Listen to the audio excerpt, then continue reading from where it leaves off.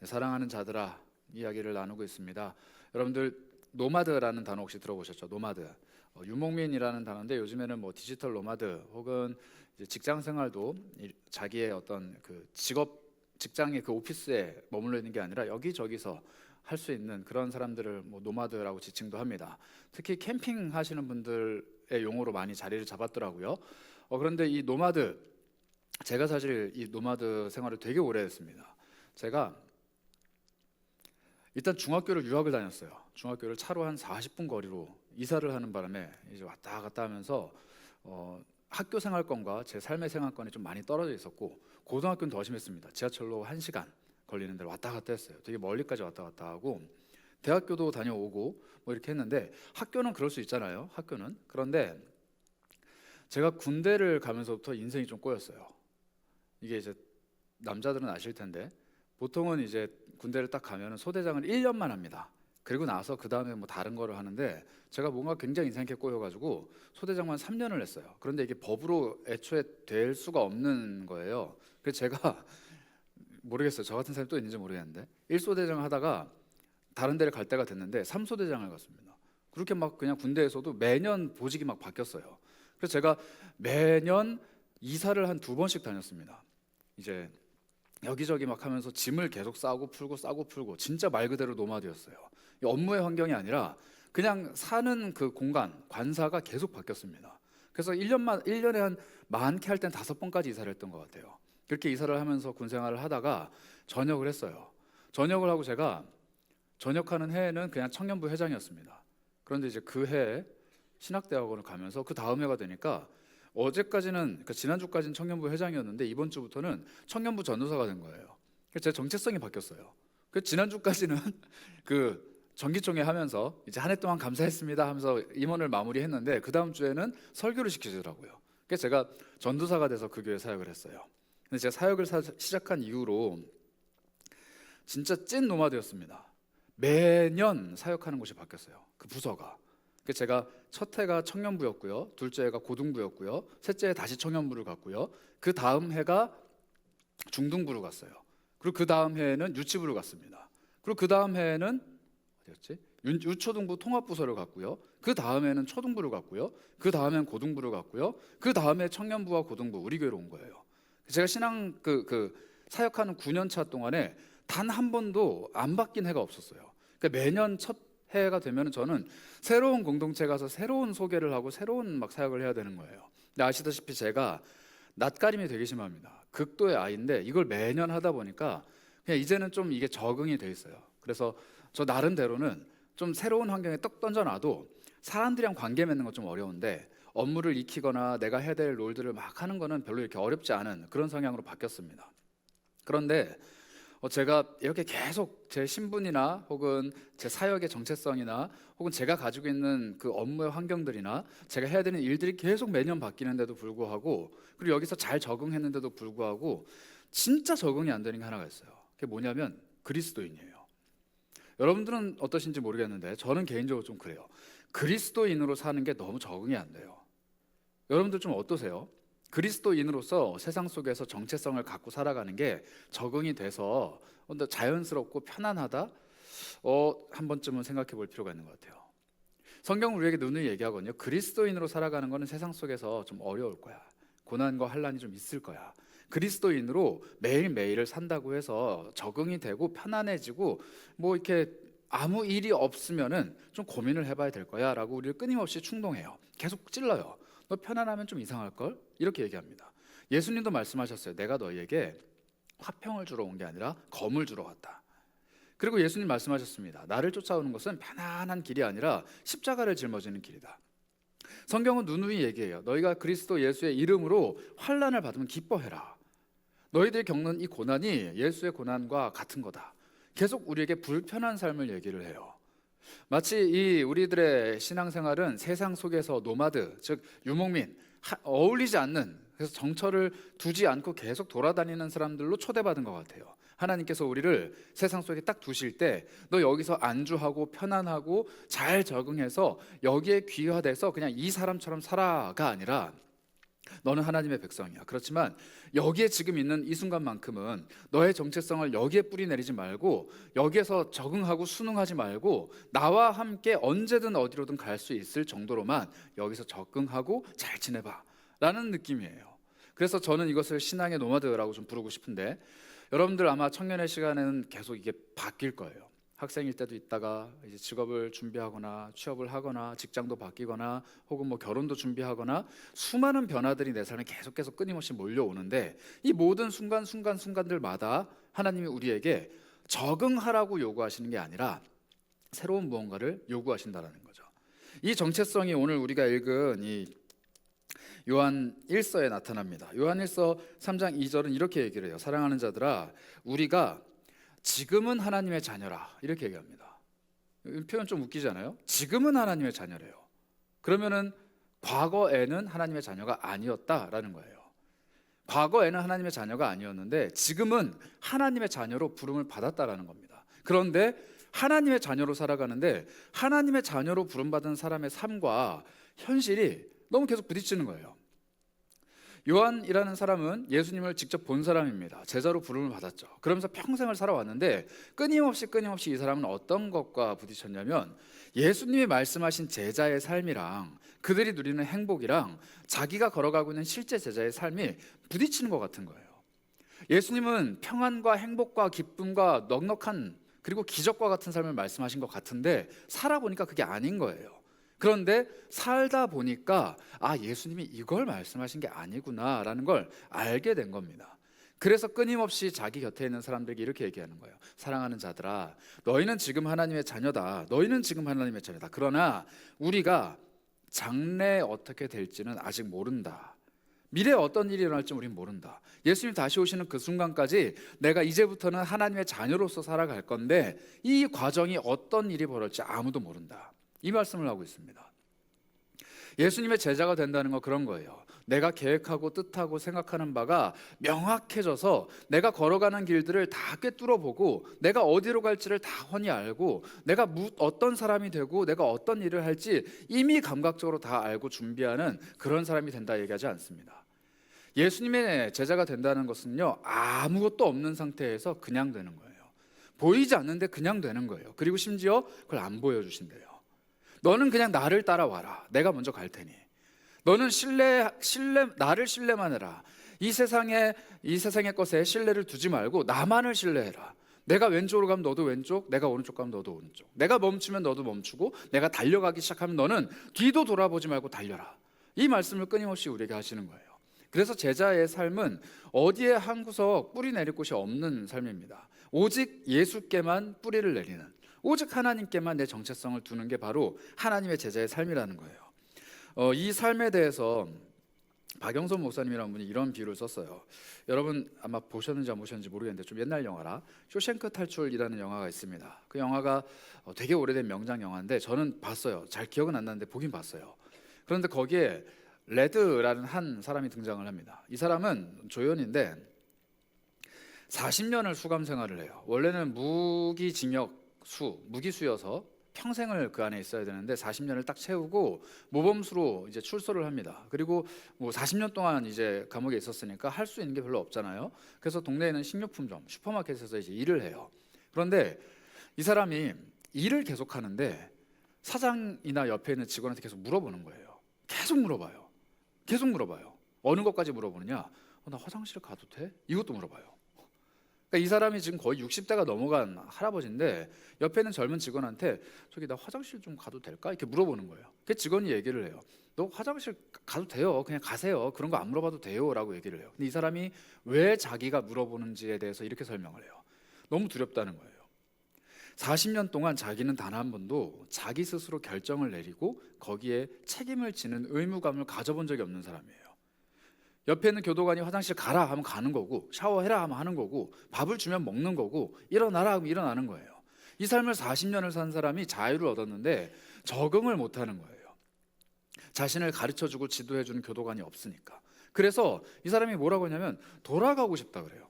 감옥에 돌아가고 싶다. 너무 두렵다. 혼자 살아가는 게 너무 두렵다. 그런데 이 태도가 오늘날 세상을 살아가는 그리스도인들에게도 동일하게 요구가 됩니다. 우리는 너무 혼자서 무언가를 결정하고 생활하는 데 익숙해져 있다 보니까 어떤 일을 하느냐, 하나님의 돌보심이 없는데도 불구하고 전혀 두려워하잖아요. 내 선택에 하나님의 개입이 전혀 나타나지 않는데도 불구하고 전혀 두려워하잖아요. 내가 무엇을 하고 꿈꾸고 계획하는 일에 하나님의 입김이 들어오지 않는데 전혀 불안하지 않아요. 마치 교도관이 없으니까 아무것도 못하는 그 레드라는 한 캐릭터가 정말 어찌할 줄 몰라서 가만히 서서 그냥 계속 두리번 거리고 있는 그 불안감이 우리에게 있어야 되는데 우리는 그렇지 않다는 거예요. 왜냐하면 하나님의 자녀로서 살아가는 정체성과 세상의 정체성이 크게 괴리감이 없기 때문이에요. 이 괴리감이 있는 사람은 두렵고 불안해집니다. 하나님의 자녀로 살아가는 삶이라는 걸 알면 알수록 그렇게 살 수 없는 세상이 눈에 보이니까 이게 부딪히는 거예요. 하나님의 자녀는 이렇게 살아야 되는데 하나님이 나한테 이걸 말씀하셨는데 근데 나는 지금 이렇게 살아갈 수밖에 없네 라는 사실이 불편하지 않고 편안하면은 둘 중에 하나는 가짜라는 거죠. 이게 없거나 이 삶의 안주에 있거나. 그런데 이 하나님의 자녀의 정체성이 강하면 강할수록 우리는 삶에 대한 불안과 두려움을 느끼게 된다는 거예요. 그래서 여러분들 중에 혹시 그리스도인으로 살아가기 위해서 애를 쓰는데 애를 쓰면 쓸수록 힘을 내면 낼수록 불안하다, 나 어떻게 해야 될지 잘 모르겠다, 이런 삶이 맞는지 틀린지 잘 모르겠다 하시는 분이 있다면 여러분들 용기를 내세요. 잘하고 있는 거예요. 그게 잘하고 있는 거예요. 그래서 예수님이 우리에게 그 약속을 해주셨거든요. 요한복음 16장 33절인데요. 이것을 너희에게 이르는 것은 너희로 내 안에서 평안을 누리게 하려 함이라. 세상에서는 너희가 환난을 당하나 담대하라. 내가 세상을 이기었노라. 예수님이 우리에게 평안을 말씀하십니다. 그런데 그냥 말씀하시는 건 아니고 세상을 살아가는 동안에 제자들은 환난, 즉 어렵고 힘든 일을 당한다는 거예요. 괴롭고 두렵고 불안한 일들이 찾아온다는 거예요. 그런데 그때 내가 너희에게 평안을 줄 거야. 내가 세상을 이겼거든. 그 세상이 너희를 불안하게 할 때 내가 안정감을 줄 거야.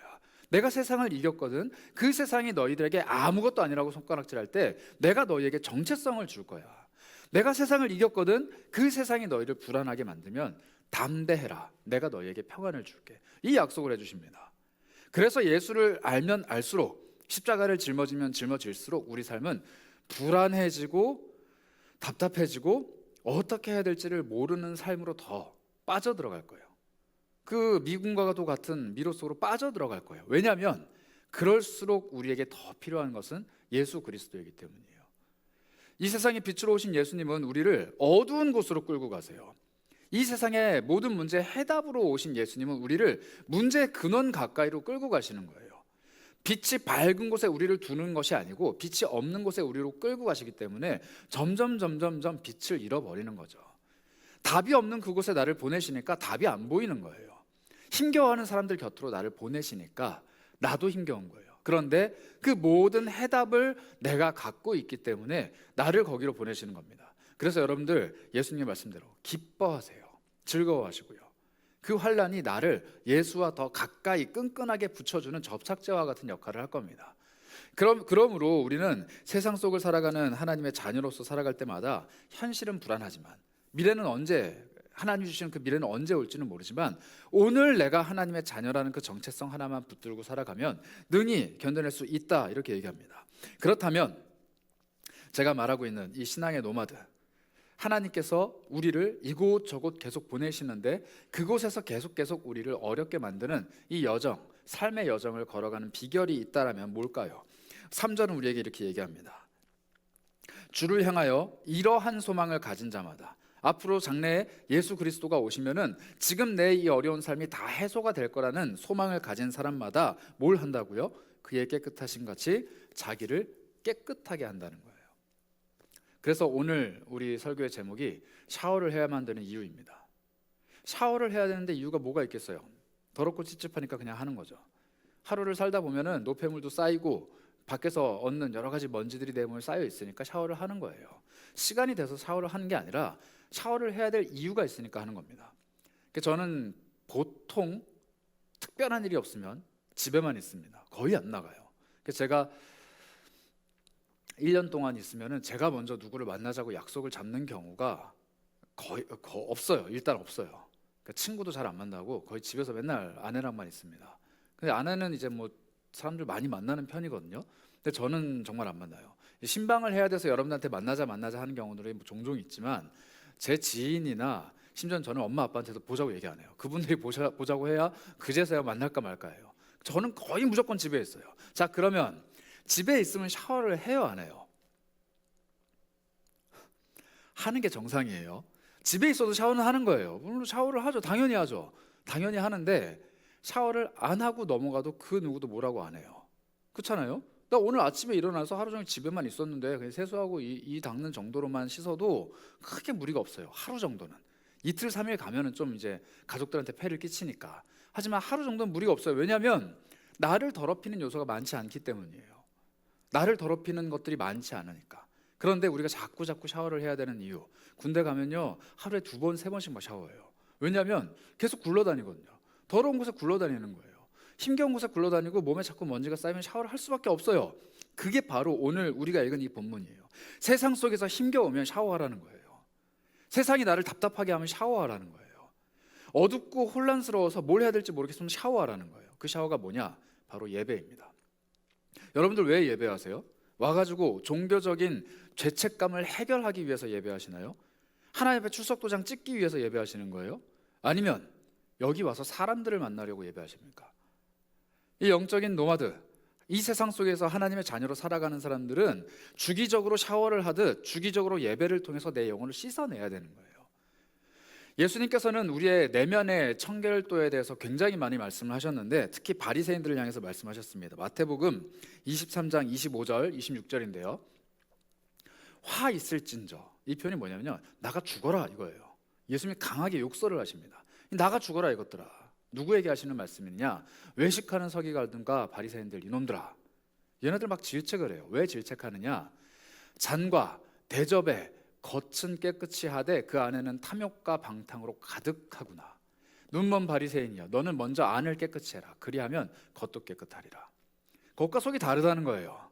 너희가 겉으로는 좋은 옷도 입고 다니고 하나님 앞에 예배도 하고 기도도 하고 종교생활 잘 지키는데 너네 속은 썩어 빠졌구나, 이렇게 얘기합니다. 그래서 예수님이 그냥 나가 죽어라 이렇게 얘기하시는 거예요. 화 있어라, 이건 뭐냐면 죽음이 가까이 와라 이거거든요. 우리 표현식으로 하면 나가 죽어라 이거예요. 죽어라, 그냥. 차라리 그렇게 살 거면 죽어라. 그냥 니네 속이 그렇게 더러운데 뭐가 그렇게 잘났다고 살아가냐. 예수님 이렇게 탄식을 하시는 거예요. 그리고 제자들에게 이렇게 경고하셨는데요. 누가복음 12장 1절입니다. 그 동안에 물이 수만 명이 모여서 서로 밟힐 만큼 되었더니 예수께서 먼저 제자들에게 말씀을 하십니다. 바리새인의 누룩 곧 외식을 주의해라.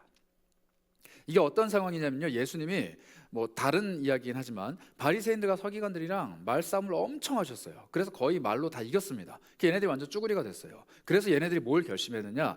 예수를 죽여야겠다, 이 결심을 한 거예요. 이 결심을 하고 나서 다시 한번 띄워주시겠어요? 말씀 구절을. 이 결심을 하고 예수님을 지켜보는데 그동안에 말싸움을 하는 동안에 사람들이 수만 명이 모였대요. 어마어마한 사람이 모인 거예요. 그런데 제자들이 갑자기 어떤 마음이 들었냐? 이제 우리 좀 뭔가 되나 보다, 이 마음이 드는 거예요. 우리 예수님 이제 좀 뭐가 됐나 보다. 바리새인들 서기관들 다 이기고 이제 예수님 곁에 사람들이 막 모여드나 보다. 예수 이제 뭐가 좀 되나 보다, 막 마음이 두근두근 하는 겁니다. 그때 예수님 말씀하신 거예요. 너희들 바리새인의 누룩 곧 외식을 주의해라. 속이 더러운데 겉은 깨끗하다고 착각하는 그 외식을 주의해라, 이렇게 말씀하시는 겁니다. 지금 제자들은 삶이 잘 풀리고 있는 거거든요. 네. 제자들은 삶이 잘 풀리고 있어요. 예수님과 함께 동행하는 이 사역이 형통의 길로 들어섰습니다. 수만 명의 사람들이 모여들었고 예수님 앞에 바리새인들은 더 이상 아무 말도 못해요. 예수님이 승승장구하고 있는 그때, 사회적으로나 어떤 면에서든 모든 게 다 잘 되고 있을 그때, 형통이라는 게 자기 소나기에 움켜쥐어질 그때 예수님 말씀하시는 거예요. 너 속이 더러워지는 거 주의해라. 여러분들께 권면드려요. 취업된 그 순간 주의하셔야 돼요. 학교에 합격한 그 순간 주의하셔야 돼요. 남자친구 여자친구가 생긴 그 순간 주의하셔야 돼요. 내가 바라고 원하는 것들이 하나하나 이루어지는 그 순간 주의하셔야 돼요. 뭐요? 속이 더러워지는 거. 내가 그걸 하면 내 겉모습이 더 아름다워지고 깨끗해지고 멋있어질 것 같아서 열심히 노력하잖아요. 집에서 백수로 지내는 것보다 직장인이 훨씬 더 좋아 보이니까 취업하기 위해서, 회사의 노예가 되기 위해서 열심히 노력하잖아요. 집에서 노는 것보다 학교 가서 공부하는 게, 학업의 노예가 되는 게 더 좋아 보이니까 그걸 하는 거잖아요. 혼자 지내는 자유보다 둘이 지내는 속박이 훨씬 더 좋아 보이니까 그토록 연애하려고 애쓰잖아요. 그런데 성공했을 때, 내가 그걸 하면 잘 된 거라고 착각이 들어올 때 주의하는, 내 속이 더러워지는 것을. 겉으로 점점점 괜찮아져요. 그런데 속은 더러워져요. 겉으로는 점점 괜찮아져요. 그런데 속은 더러워져요. 그때 예수님 말씀하십니다. 나가 죽어라. 화가 있을 거야. 너 그렇게 살면 안 돼. 바리새인들의 외식, 누룩이 너의 속을 벌써 침범하고 있구나. 누룩이라는 건 뭐예요? 발효하는 겁니다. 빵 속에 넣어서 발효하는 건데, 이게 말이 좋아서 발효지 정확히 말하면 썩는 거예요. 속이 썩어 문드러져서 그 안에서 가스가 차올라서 부풀어 오르는 거예요. 사람의 마음이 헛된 공상과 헛된 마음으로 가득 차서 부풀어 오르는 거예요. 그래서 내가 잘 되고 있구나, 나 하나님 앞에서 잘 살고 있구나, 그런 마음이 나를 가득 채우는데 이게 누룩이라는 겁니다. 그리고 그 속은 병 들어가고 있는 거죠. 그렇다고 해서 취업이 다 병든 사람들, 이건 아니에요. 연애하면 다 속이 문드러진, 이런 건 아니에요. 그건 아니고 주의하라는 거예요. 그것이 나를 침범하지 못하도록. 그래서 우리는 끊임없이 내 속에 물을 끼얹어야 돼요. 예배라는 도구를 통해서 하나님과 내가 교제하고 하나님의 말씀이 내 영혼을 씻어내는 이 예배라는 도구를 통해서 끊임없이 내 속을 씻겨 나가게 하는 것.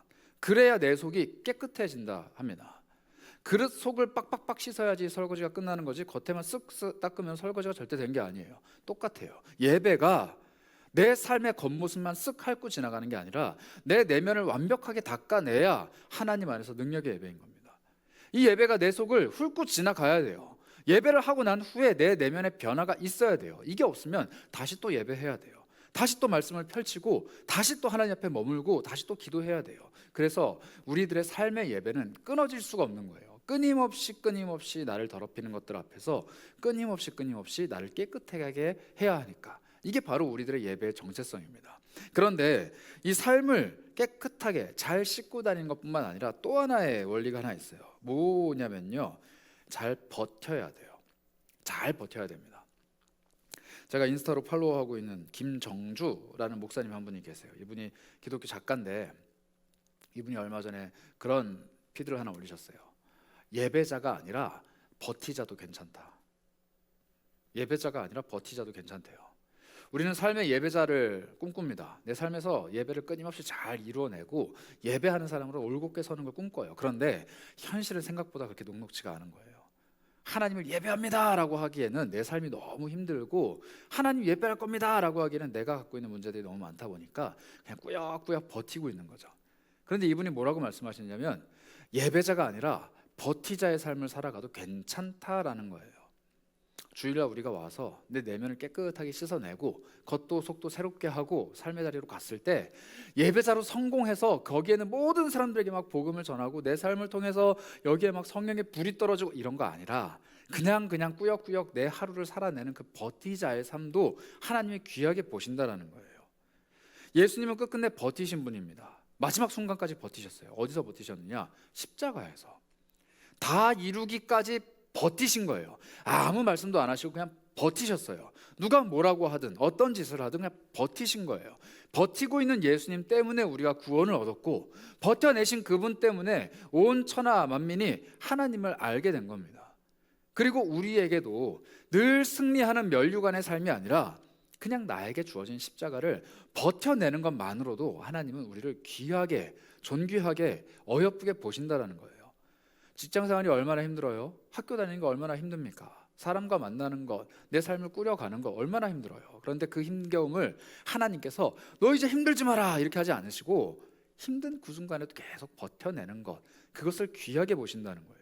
이것을 우리는 뭐라고 부르냐면 소망이라고 하는데요, 로마서 5장 3절부터 4절을 보시면 이런 이야기가 나옵니다. 이뿐만 아니라 우리가 환난, 즉 삶을 살아가면서 마주하는 어려움 속에서도 즐거워한다. 왜냐하면 환난은 인내를 가져오고, 인내는 연단은 소망을 이루기 때문이다. 이렇게 얘기합니다. 아까 요한은 뭐라고 얘기했죠? 우리는 하나님의 자녀다. 지금은 힘들지만 앞으로 예수께서 오시면은 우리의 모든 것들이 다 새로워진다라는 소망을 가진 사람마다 자기를 깨끗하게 한다. 이렇게 얘기합니다. 그리스도인이 소망을 가지고 있을 때 삶이 깨끗해진다는 거예요. 바울도 똑같이 얘기해요. 환난을 마주했느냐? 그러면 인내해라. 인내는 연단을 가져오고 연단은 소망을 끝끝내 이루어낸다.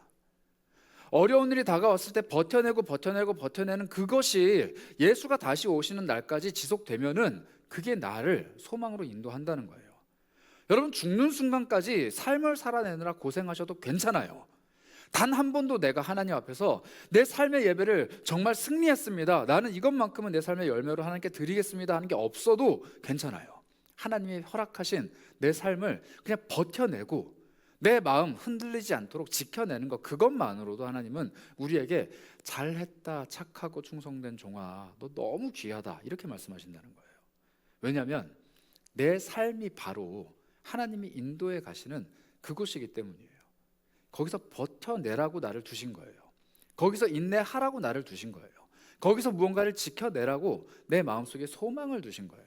그래서 이 로마서가 말하고 있는 환인연소, 환난은 인내를 가져오고 인내는 연단을 가져오고 연단은 소망을 가져오는 것, 이게 우리 삶에 적용이 될 때 아무리 힘들어도 그냥 존버, 그럼 승리합니다.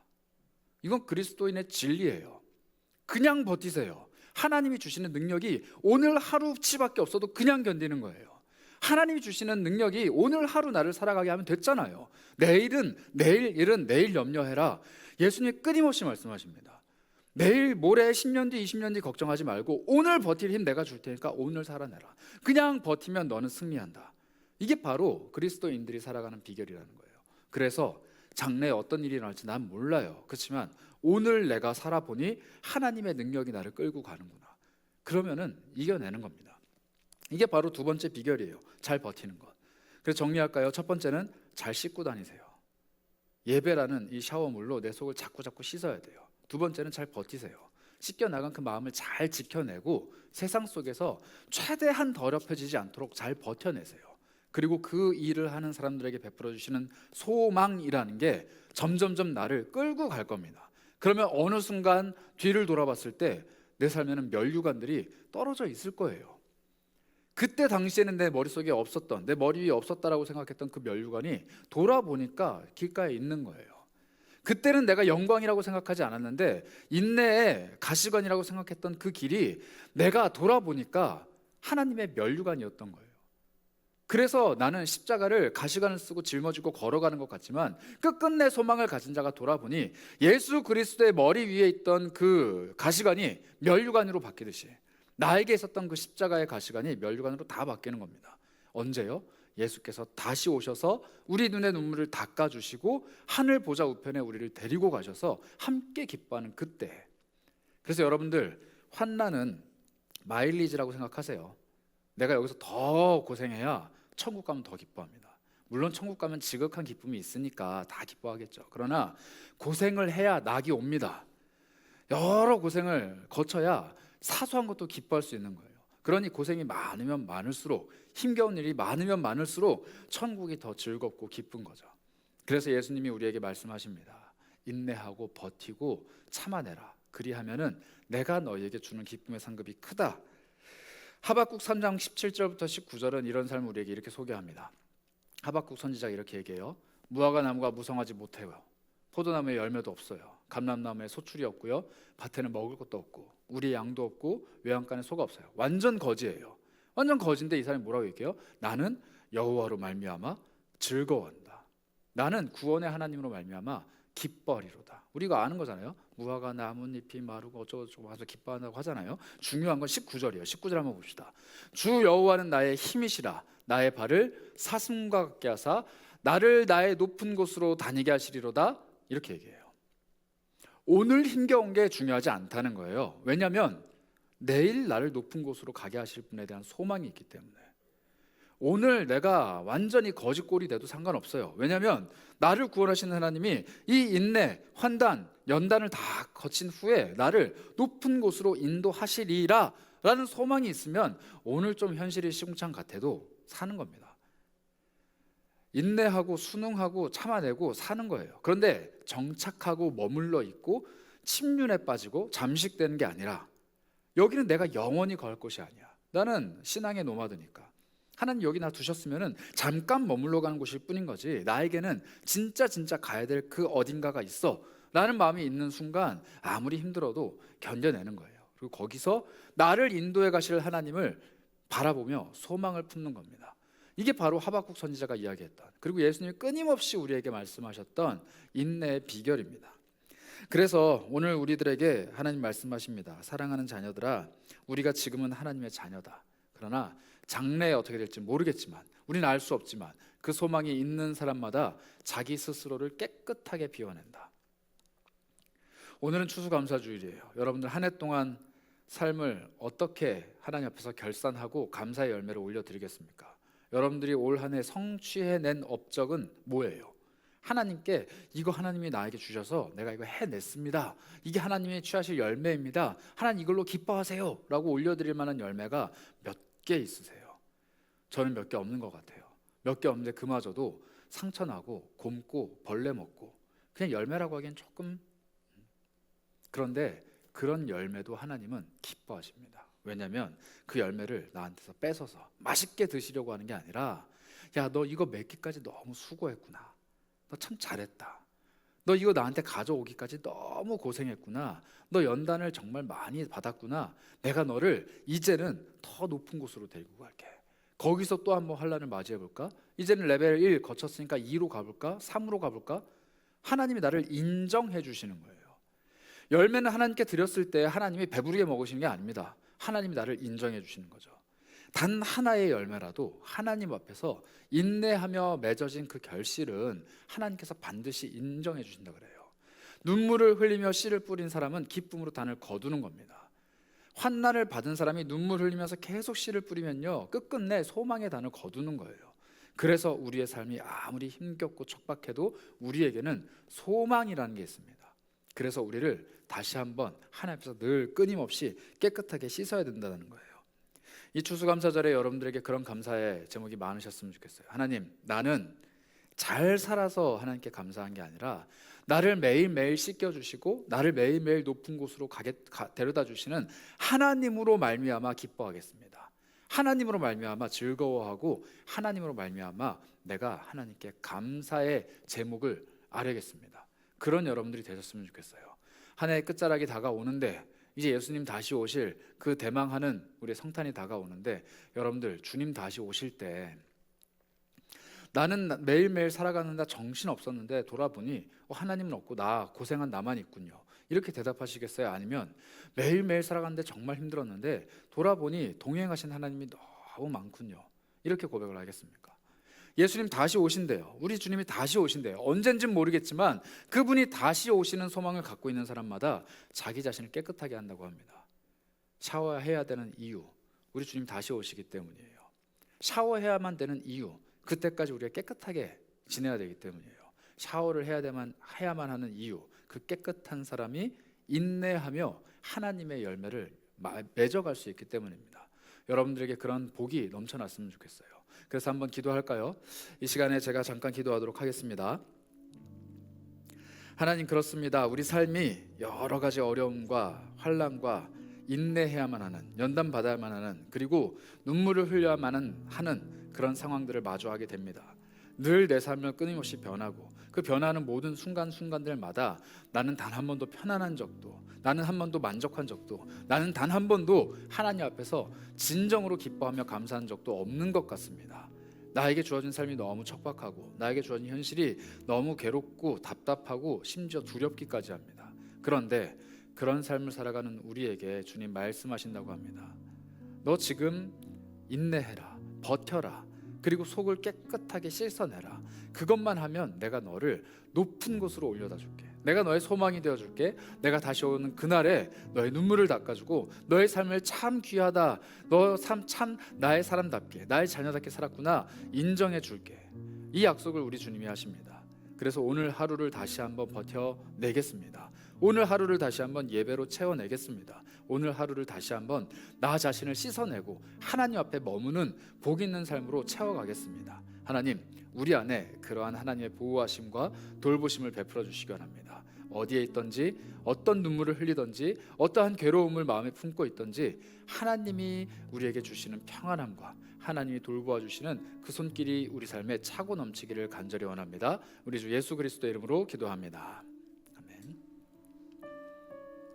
우리 함께 찬양으로 고백합시다. 여러분들이 어떤 환난과 어려움을 당할지라도 하나님께서 보호하시는 그 손길은 절대 우리 삶을 떠나지 않습니다. 그 하나님의 손길, 하나님의 보호를 함께 찬양하며 나아가겠습니다. 하나님의 그늘 아래, 그늘 아래 내 모든 것 다 내려놓고 나 잠잠히 주를 묵상하네. 그 놀라우신 은혜를, 끝이 없는 주의 사랑, 주의 사랑 강물 되어 흘러 흘러 내 영혼에 자유함 주시네. 날 새롭게 하시네. 고백합시다. 하나님의 그 사랑, 하나님 사랑, 그 사랑 날 자유케 하네. 하나님 사랑, 그 사랑 날 회복케 하네. 다시 한번 고백합시다. 처음부터 찬양할까요? 하나님의 그늘 아래, 하나님의 그늘 아래 내 모든 것 다 내려놓고 나 잠잠히 주를 묵상하네. 그 놀라우신 은혜를, 끝이 없는 주의 사랑, 끝이 없는 주의 사랑 강물 되어 흘러 흘러 내 영혼에 자유함 주시네. 날 새롭게 하시네. 하나님 사랑, 그 사랑 날 자유케 하네. 하나님 사랑, 하나님 사랑, 그 사랑 날 회복해. 다시 한번 고백합시다. 하나님 사랑, 하나님 사랑, 그 사랑 날 자유케 하네. 하나님 사랑, 그 사랑 날 회복케 하네. 여러분, 샤워는 참 귀찮은 거예요. 더러워지는 것도 귀찮은데 그걸 씻어내는 것도 참 귀찮습니다. 비누칠하고 빡빡빡 문지르고 씻어내는 게 참 귀찮아요. 그런데 해야만 해요. 그런데 샤워가 귀찮을 때는 더 쉬운 방법이 있습니다. 그냥 물속으로 뛰어들면 되는 거예요. 하나님 사랑이 샤워기에서 나오는 쩔쩔쩔쩔 나오는 그런 약한 사랑이면은 샤워하는 일이 여간 번거로운 일이 아닙니다. 물을 아껴서 양치도 하고 샤워도 하고 닦아내려고 하니 얼마나 힘들어요. 그런데 우리 하나님의 사랑은 강물과도 같은 사랑입니다. 애써 문지를 필요 없어요. 그냥 거기에 빠져들기만 하면 내 온몸이 다 씻겨져 나가요. 애써 하나님의 사랑을 이곳저곳 바를 필요도 없습니다. 그냥 그 사랑에 내 온 마음을 다 던지면 하나님이 다 씻어주시는 거예요. 그래서 우리 고백했잖아요. 내 모든 거 다 내려놓고 강물같이 흘러 나에게 오는 그 사랑 안에 내가 뛰어들겠다고. 오늘 한번 우리 기도해 볼까요? 하나님, 내가 샤워를 하긴 해야겠는데 그냥 쫄쫄쫄 샤워하는 게 아니라 폭포수와 같이 쏟아지는 하나님의 사랑으로, 나를 향해 끊임없이 흘러오는 그 강물과도 같은 사랑으로 내가 어떻게 얼마나 무슨 모양대로 더럽던지 상관없이 나를 다 씻어낼 수 있는 그 사랑으로 내가 회복되기 원합니다. 이 세상을 살아가는 동안에 하나님 사랑 없으면 내가 어떻게 살까요? 하나님이 나를 씻어주시지 않으면 내가 어떻게 살까요? 하나님, 오늘을 살아갈 은혜, 오늘 필요한 그 샤워, 나에게 그 은혜의 샤워를 베풀어 주시옵소서. 강물과도 같은 주님의 사랑을 내가 간절히 구합니다. 우리 주님의 사랑을 구하는 기도를 한번 올려드리도록 하겠습니다. 다 같이 기도하겠습니다. 하나님, 채워주시기 원합니다. 우리 안에 하나님의 사랑이 간절히 필요할 때가 있습니다. 하나님의 한량없으신 그 사랑이 필요할 때가 있습니다. 내 영혼이 씻어내야만 하는 그 문제가 있습니다. 내 영혼이 극복해내야만 하는 그 어려움이 있습니다. 내 영혼이 반드시 해결해내야만 하는 그 어려움이 있습니다. 하나님, 나를 채워주시고 나를 붙들어주시고 나를 인도하여 주시는 그 하나님이 내 속을 깨끗하게 씻겨주시고 내 안에 있는 바리새인의 누룩과도 같은 이 더러운 것들을 깨끗하게 씻겨나가게 하여 주시길 소망합니다. 주여, 간절히 소망합니다. 우리 안에 어떤 누룩이 숨어 있습니까? 우리 안에 어떠한 형통들이 나의 눈을 가리고 나의 삶을 어렵게 합니까? 내가 잘 될 때, 내가 아주 순조로울 때 나를 괴롭게 하는 이 누룩을 발견해내게 하여 주시고 내 속에 있는 것들을 씻겨져 나가게 하는 기쁨을 하나님께서 누리게 하여 주시기 원합니다. 인생의 겉모습이 잘 되는 것이 아니라 내 영혼이 잘 되고 범사가 잘 되는 기쁨을 누리게 하여 주옵소서. 하나님 앞에서 내 속이 깨끗해지는 놀라운 은혜를 누리게 하여 주옵소서. 다시 한번 기도하실 때는 우리 내면의 영혼을 위해서 한번 기도했으면 좋겠어요. 무엇을 씻겨내야 합니까? 여러분들 샤워할 때 어디를 집중적으로 닦아내셔야겠어요. 스스로 잘 아실 거예요. 겉모습으로는 아무도 알지 못하는, 겉으로는 그렇게 깨끗한 나이지만 내 속은 바리새인의 누룩이 가득해서 이제 어디가 어떻게 썩었는지도 모를 정도로 골마 있는 그것들이 있다면 오늘 한번 씻어내 보시는 거 어떨까요? 하나님, 내 속에 이게 자리 잡고 있는 거 아시죠? 이 바리새인의 누룩이 나를 병들게 하고 내 가슴을, 내 마음을 멍들게 하는 것 주님 아시죠? 이것들을 씻겨내 주시기 원합니다. 나는 이것을 씻어낼 재간이 없습니다. 하나님께서 씻겨주시고 제거해 주시고 새롭게 하여 주셔야 내 인생이 새로워질 수 있습니다. 주님께서 그토록 지적하시고 그토록 화를 내셨던 그 속에 외식이 가득한 사람이 내가 아니길 소망합니다. 내 인생이 잘 되고 내 삶에 형통이 찾아오고 내가 하나님 앞에서 은혜를 고백하는 그 순간에도 내 마음에 파고들어서 나를 병들게 하는 그 외식, 바리새인의 누룩, 그 무언가가 내 속에 있다라면 하나님, 오늘 다시 한번 나를 깨끗하게 하여 주시고 그 죄악 가운데서 나를 구원해 주시고 내 내면을 주께서 쓰실 만한 깨끗한 그릇으로 만들어 주시옵소서. 주님, 나를 도와주시옵소서. 우리 이런 마음으로 다시 한번 여러분들의 내면과 스스로를 돌아보시면서 한번 기도하도록 하겠습니다. 하나님, 채워주시기 원합니다. 주님의 한량없는 은혜, 한량없는 소리, 하나님 손길을 우리가 간절히 소망합니다. 우리 안에 정말로 주님께서 해결해 주셔야 되는 그 어려움들과 더러움들이 있습니다. 하나님, 예수 그리스도의 사랑의 은혜로 씻겨져 내리지 않고서는 해결되지 않는 그 어려움이 있습니다. 내 내면 속에 하나님 아버지께서 베풀어 주시는 그 은혜의 보호가 필요한, 정말로 하나님의 손길이 필요한 그 어두운 구석이 있습니다. 하나님, 용서하여 주시고 깨끗이 씻어주시고 그것들을 갈망하고 탐닉하고 그것들 때문에 살아간다라고 말하고 있는 이 더러운 내면을 하나님 깨끗하게 정케하여 주시고 외식하는 자들의 입술이 아니라 하나님 앞에 정결한 자의 입술로서 주님의 은혜를 고백할 수 있도록 인도해 주시기 원합니다. 하나님, 내 속은 다시 한번 주 앞에 맡깁니다. 내 속을 주님께만 맡깁니다. 내 마음을 주님께 맡깁니다. 내 안에 있는 이 수많은 어려움들과 더러움들은 예수 그리스도의 사랑 안에서 모두 다 씻겨져 나갈 것임을 고백합니다. 주여, 은혜를 베풀어 주셔서 내가 정말로 주 안에서 깨끗한 영혼, 순결한 영혼, 주님이 쓰실 만한 깨끗한 그릇으로 빚어져 갈 수 있도록 나를 인도해 가시길 간절히 소망합니다. 하나님, 그렇습니다. 우리의 심령이 하나님 앞에서 자유하기를 원합니다. 우리의 마음이, 우리의 영혼이, 우리의 내면이 하나님 앞에서 깨끗한 그릇으로 빚어져 가기를 원합니다. 겉으로는 멀쩡하게 이렇게 앉아서 예배하고 있지만 아무 문제 없는 것처럼 내가 멀쩡히 주 앞에 나와 있지만 내 내면은, 그 한 구석은 벌써 좀 먹어 들어가고 있고 썩어가고 있고 발효가 시작된 하나님의 정말 끔찍히도 싫어하시는 그 누룩이 내 속에 자리 잡고 있는 것을 고백합니다. 주님, 깨끗한 사람 되기 원합니다. 예배의 은혜로, 성령의 감격으로, 예수 보혈의 능력으로 나를 깨끗하게 씻어주시옵소서.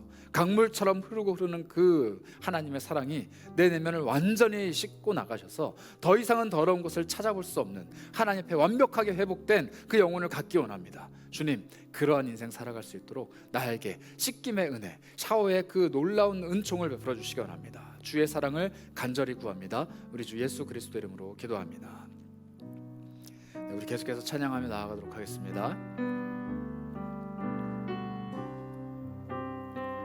우리 삶에 가득한 우리 전능하신 주 하나님을 찬양합니다. 전능하신 우리 하나님, 삶에 가득한 주님의 통치 보호하시고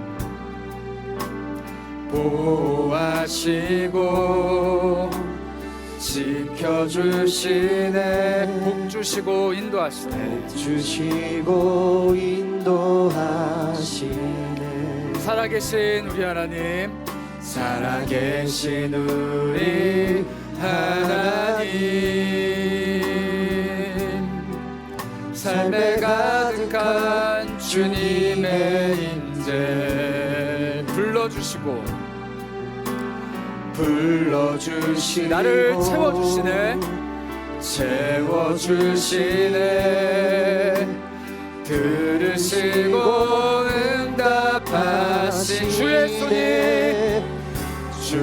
손이 붙드시네. 흔들리는 우리의 삶을 주의 손이 고치시네.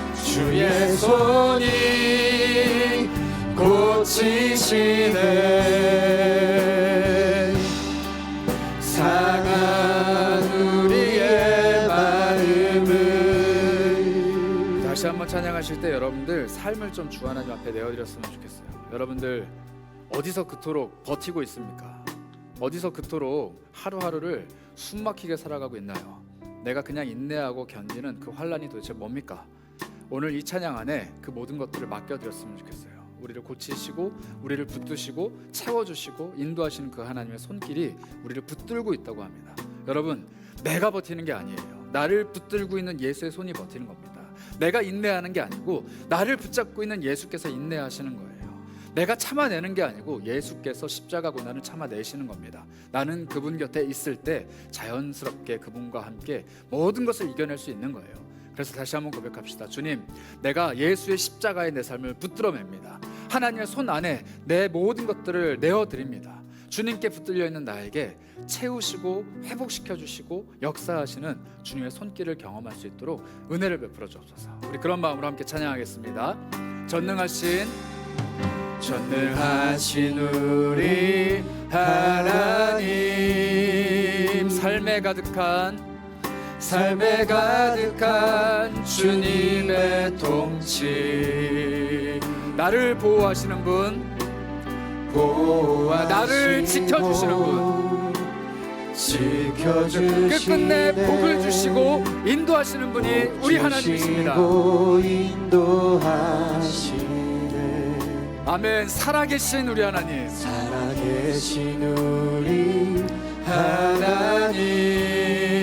내 삶에 가득한 주님의 인재 불러주시고 채워주시네.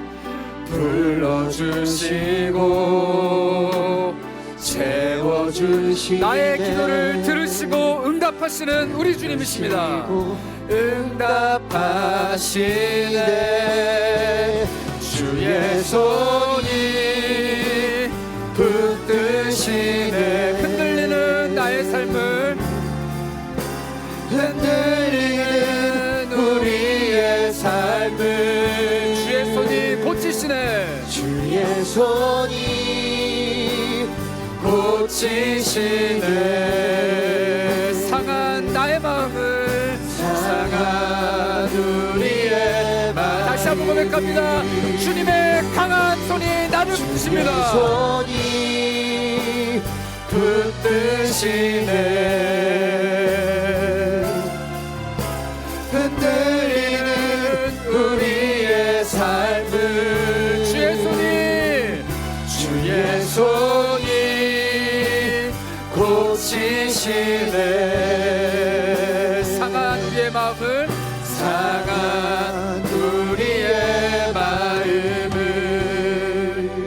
다시 한번 기도합시다. 여러분들 삶이 아무리 바다 위에서 이리저리 흔들리고 출렁출렁 거려도 그 바다가 주님의 사랑이면 아무 문제 없습니다. 내 삶이 그 바다 깊숙한 곳에 빠져 들어간다고 할지라도 그 바다가 죽음의 바다가 아니라 주님의 사랑이면 아무 문제가 없는 거예요. 주님이 나를 붙드십니다. 주님이 사랑으로 나를 완전히 채우십니다. 주님이 그 강한 오른손으로 나를 지키시고 보호하십니다. 그 믿음의 소망이 있는 사람은 오늘 내 삶이 흔들려도 불안해하지 않습니다. 내가 어디로 가야 될지 방향을 몰라도 두려워하지 않습니다. 내 힘으로 아무리 노를 저어도 배가 그대로 머물러 있다 한들 전혀 괴로워하지 않습니다. 그 물의 주인 되시는, 그 사랑의 주인 되시는 하나님이 나의 주인이시니까요. 그래서 여러분들 한번 기도하셨으면 좋겠어요. 어디서 그렇게 버티고 있습니까? 어디서 그렇게 흔들리고 있어요? 어디서 그렇게 여러분들이 힘겨워하고 있습니까? 거기가 바로 하나님의 사랑이 차고 넘치는 은혜의 현장입니다. 여러분들이 딛고 있는 그 땅이 하나님의 땅이고, 여러분들에게 몰려오는 엄습하는 그 물결이 하나님의 물결입니다. 그 소망이 있는 자들은 자기를 깨끗하게 하며 하나님의 은혜를 기다릴 뿐이에요. 그래서 기도합시다. 하나님, 지금 내 눈앞에 있는 이 어려움은 하나님의 어려움입니다. 내가 딛고 있는 이 땅은 하나님의 땅입니다. 내가 마주하고 있는 이 현실은 하나님이 나에게 주신 삶입니다. 내가 지금 속해 있는 이 물결은 하나님의 은혜의 물결, 하나님의 사랑의 물결입니다. 이렇게 선포하면서 나아가는 담대한 영혼들이 되시기를 축복합니다. 우리 다 같이 한번 기도하며 나아가도록 하겠습니다. 하나님, 간절히 소망합니다. 우리 인생의 여러 문제들, 우리 인생의 여러 가지 괴로움들, 가지고 있는 수많은 두려움들과 눈에서 나오는 모든 눈물들을 주님께서 아십니다. 주님께서 주셨습니다. 주님께서 베풀어 주신 은혜입니다. 주님이 나에게 깨닫게 하시는 사랑의 보고입니다. 하늘의 문이 열리고 하나님의 사랑이 쏟아져 내릴 준비를 우리에게 하고 있음을 고백합니다. 하나님, 우리가 하나님 사랑 받을 만한 사람들이 되게 하여 주시고, 그 사랑을 넉넉히 소화해낼 수 있는 사람 되게 하여 주시고, 나를 통하여 세상이, 나를 통하여 나의 이웃들이, 나를 통하여 이 땅이 하나님을 발견해낼 수 있는 은혜의 사람들 될 수 있도록 인도하여 주옵소서. 버티고 또 버텨내면, 인내하고 환난을 이겨내면 하나님 그 모든 것들이 우리에게 소망이 됨을 고백합니다. 하나님, 나에게 주신 오늘 하루를 반드시 잘 살아내게 하여 주시고, 반드시 인내하게 하여 주시고, 그 하루를 살아가는데 괴로움이 아니라 하나님의 능력이 더 크게 흘러넘치는 복 있는 삶 될 수 있도록 인도하여 주옵소서. 주께서 채워주셔야만 합니다. 주님의 은혜를 간절히 소망합니다. 우리 다시 한번 기도합시다. 여러분들 주님의 능력을 조금 더 세부적으로 구하셨으면 좋겠는데요. 하나님, 내 앞에서 놓여있는 이 현실과 이 상황과 이 두려움과 이 어려움을 이겨내기 위해서 하나님이 필요합니다. 하나님, 그 사람 아시죠? 거기 아시죠? 그 시간 아시죠? 내가 울고 있고 힘들어하고 쓰러져 있던 그 상황 다 아시죠? 하나님, 모든 걸 다 아시는 하나님이 해답입니다. 나에게 그것을 허락하신 하나님이 정답입니다. 그래서 나는 오늘도 다시 한번 주님을 붙듭니다. 여러분들이 가지고 있는 삶의 여러 가지 상황들과 생각들과 여러 가지 모든 것들을 다 주님께 맡기고 우리는 정답만 구하자고요. 하나님, 나는 당신의 사랑이 필요합니다. 당신의 손길과 능력이 필요합니다. 나는 당신이 필요합니다. 그러니 내 모든 것 가져가시고 당신만 나에게 와주시기 바랍니다. 우리 이 마음으로 다시 한번 기도하도록 하겠습니다. 기도합니다. 주님, 간절히 원합니다. 내 인생의 모든 문제의 해답은 예수 그리스도입니다. 내 삶의 모든 어려움의 해답은 예수 그리스도입니다. 내 인생의 모든 문제, 내가 움켜쥐고 있을 때 나를 불안하게 하고 두렵게 하고 장차 일어날 일들에 대한 확신을 사라지게 하는 괴로움들이지만, 하나님, 내가 예수만을 붙잡을 때, 그분의 사랑을 간절히 구할 때, 내가 장래에 어떤 일이 일어날지라도 나는 여전히 예수의 것이고, 나는 여전히 예수의 모든 것이며, 나는 여전히 예수와 함께 동행하는 자임을 고백합니다. 주여, 은혜를 베풀어 주셔서 정말로 예수와 함께하는 그 은총의 역사가 내 삶에 끊어지지 않기를 원합니다. 매일매일 살아 숨쉬는 모든 순간들이 예수와 함께하는 삶이 되기 원합니다. 내가 걸어가는 모든 발걸음과 내가 마주하는 모든 상황들이 예수와 함께하는 은혜의 역사가 되기 원합니다. 내 삶에 찾아와 주신 예수 그리스도를 놓치지 않게 도와주시고, 예수가 그토록 혐오하며 싫어하는 바리새인의 두르고 내 안에서 사라지게 하여 주시고, 온전히 깨끗한 받은 영혼, 온전히 회복한 얻은 영혼이 되어서 예수와 함께 동행하는 삶 살아갈 수 있도록 인도하여 주시기 원합니다. 내 속에 있는 모든 죄악들과 모든 거짓말들과 모든 어려움들은 예수 그리스도의 이름 앞에 온데간데 가운데 사라지게 하시고, 오로지 예수의 그 사랑의 현장이, 예수의 그 사랑의 십자가가 내 삶에 살아넘칠 수 있도록 인도하여 주옵소서. 하나님, 나를 도와주시고 나를 붙들어 주옵소서. 주의 사랑만을 간절히 소망합니다. 주여, 함께하여 주옵소서.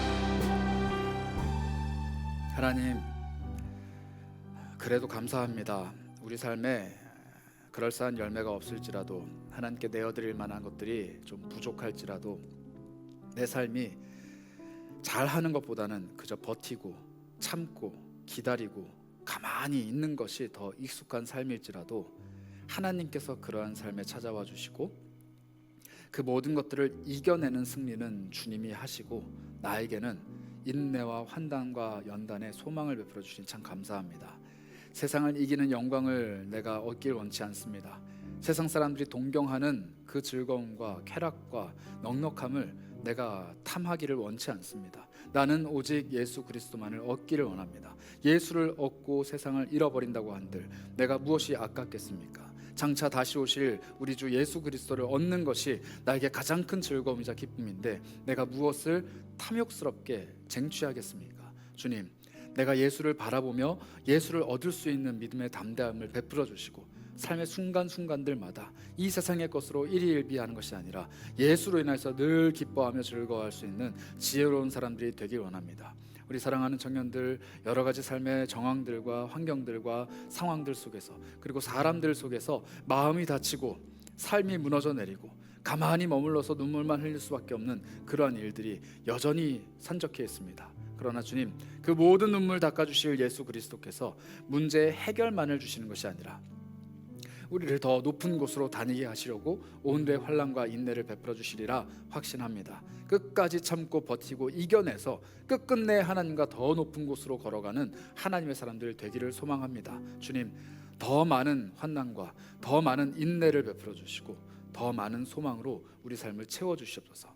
이 청년들의 삶이 평탄한 삶, 탄탄대로의 형통한 삶을 살기를 원치 않습니다. 주 안에서 더 많이 울고 더 많이 인내하며 주와 함께 동행하는 기쁨을 더 많이 누리는 복 있는 사람들 되게 하여 주옵소서. 다시 한번 축복합니다.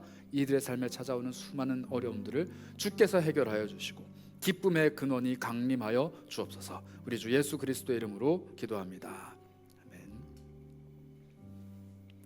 지금은 장차 다시 오시고 우리들의 모든 눈물을 닦아주시며 모든 괴로움 끝에 소망과 기쁨과 수많은 은혜들을 채워주실 우리 구주 예수 그리스도의 한이 없으신 사랑과 이 모든 인내하는 자들의 삶을 지키시고 붙드시고 보호하시는 하나님 아버지의 크신 은혜와 우리 안에 살아계셔서 날마다 예배함으로 말씀으로 우리의 심령을 깨끗하게 씻어내시는 성령의 교통하심이 이제는 하나님 앞에서 씻어내야만 할 이유를 찾아내고 내 삶을 주님 앞에서 깨끗하게 유지하기로 결심하며 돌아가는 고개 숙인 모든 공동체의 구성원들 머리 위에 지금부터 영원까지 함께 있을지어다.